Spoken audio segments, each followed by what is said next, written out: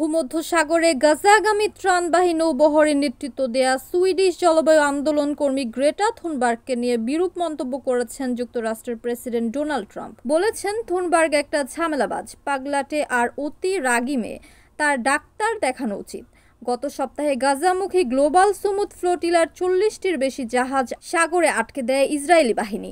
সেই সঙ্গে জাহাজগুলো থেকে গ্রেটা থুনবার্গ সহ প্রায় 470 মানবাধিকার কর্মীকে আটক করে। এরপর আটক এসব অধিকার কর্মীকে ফেরত পাঠানো শুরু হয়। গত সোমবার 6 অক্টোবর আরও 171 জন মানবাধিকার কর্মীকে ফেরত পাঠায় ইসরায়েল। এদের মধ্যে সুইডিশ জলবায়ু অধিকার কর্মী গ্রেটা থুনবার্গ সহ 161 জনকে গ্রিসে পাঠানো হয়েছে। এ নিয়ে থুনবার্গকে দ্বিতীয়বার ফেরত পাঠানো হলো। এরপর থুনবার্গকে নিয়ে মন্তব্য করেন ট্রাম্প। টাইমস অফ ইসরায়েলের প্রতিবেদন মতে, হোয়াইট হাউসের ওভাল অফিসে সাংবাদিকদের প্রশ্নের জবাবে ট্রাম্প বলেন, থুনবার্গ ঝামেলাবাজ, এখন আর পরিবেশ নিয়ে নেই, এখন অন্য কিছুর মধ্যে ঢুকে পড়েছে। তার রাগ নিয়ন্ত্রণের সমস্যা আছে, তার ডাক্তার দেখানো উচিত। NANTV news desk.